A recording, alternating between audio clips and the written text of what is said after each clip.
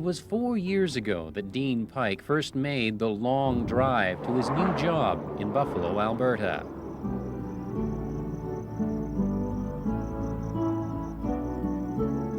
When I first came out here, I did ask, are we there yet? Are we there yet? Where is it? When we finally arrived, it really seemed to be the middle of nowhere. There was an elevator, a small store, and the even smaller school itself, sitting on what I thought was absolutely bald, flat prairie.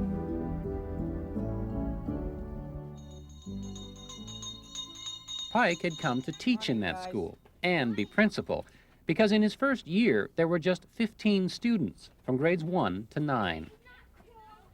Pike had also come to live here, in the teacherage that is one of the few buildings left in Buffalo. Moving in made him one of just 3 people who could call the hamlet of Buffalo home. Dorothy Hyland and her husband are the others. We moved to Buffalo in 1969, right into the town part. I've had so many people come through and they've stopped and said, how can you stand it? What do you do out here? You cannot explain to them where it's at, because I refuse to tell somebody it's in the middle of nowhere, because to me this is not nowhere. Just make sure that it's all covered, because when I bang these, when they're dry... Dorothy has been the teacher's aide at Buffalo School for 16 years. Before that, she drove school bus. Small wonder many of the students call her Grandma. There was lots and lots of dinosaurs. So. Dorothy is the heart of this school, a plain-talking, no-nonsense teacher whose life has revolved around Buffalo School ever since she first walked her own kids here 25 years ago. Like when we came in and our kids were going to school, there was 33, 34 kids going to this school at that time, and it was full. It's not full anymore. This year there are just 9 students from grade 1 to 5. It's an unsettling contrast for Dorothy Hyland, helping the kids grow and watching the school and the community shrink. Buffalo never was a big place. There might have been 35 people in the hamlet in the 30s and 40s at its modest peak. But to survive here, one farmer would buy out another, and as the farms got bigger, the hamlet and the families got smaller. People started having less kids, it seems like, too, so, you know, most families used to have about 6. Now you're lucky if they have 2, you know. That decline is reflected in the school photos from Buffalo. Year by year, it seems, they've been getting smaller and smaller. But the size of the class has no bearing on its importance to the hamlet. You don't have to be in Buffalo long to realize this school is the heart of a community you can't see. It stretches farther than you can see in every direction to the farms where the students live.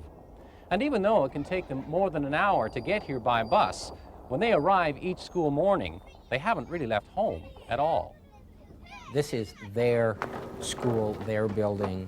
In written descriptions, I know they've put down, it's like a house. They'll describe it to someone. It looks like a house. And I think they have very much that feeling. It's a safe place. It's a small little building that belongs to each and every one of them. There's a strong feeling of family in this classroom, even among the few students who aren't related to other classmates. That's Gary, and that's my mom. Clinton Ross is the oldest student. He's in grade 5. His brother Clayton is in grade 4. And like most of the students here, they're carrying on a family tradition. Bonnie Ross? That's my mom. Kelly Ross. That's our dad. Bonnie and Kelly Ross met at Buffalo School.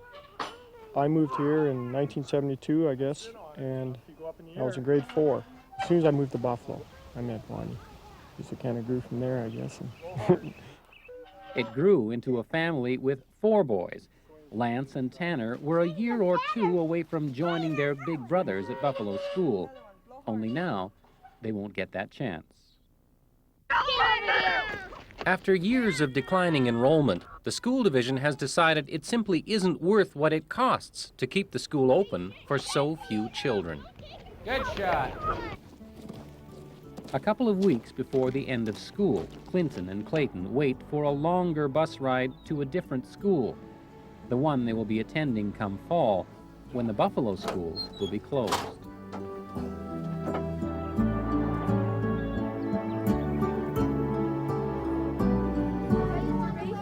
There's certainly no trauma evident on the bus.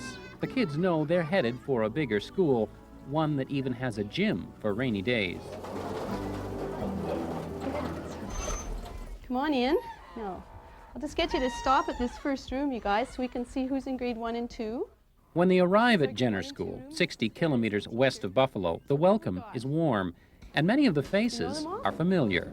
Do you guys remember Josh? He even was born over at Buffalo, I think, weren't you? But then you moved shortly. Many of the kids, including the Ross boys, already come to Jenner to play hockey. Now their parents have a new reason to spend more time away from Buffalo. We'll lose some of that community feeling. I think it will move with the kids.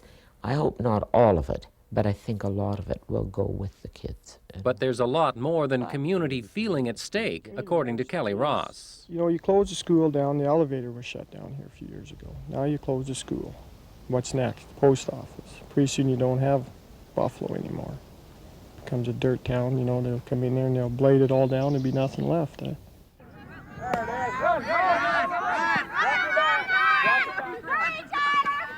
Good hit, good hit. Whoa, stop. It's 3 days until the end of school, the very end for the Buffalo school.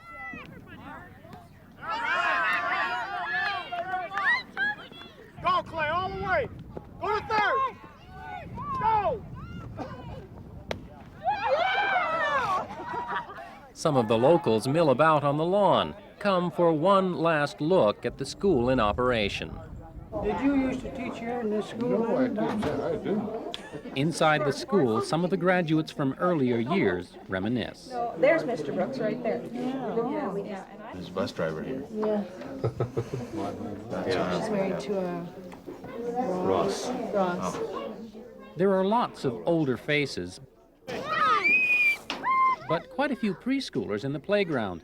Enough that 2 years from now, the school would have been up to 16 students again. But there are no dreams of it being reopened.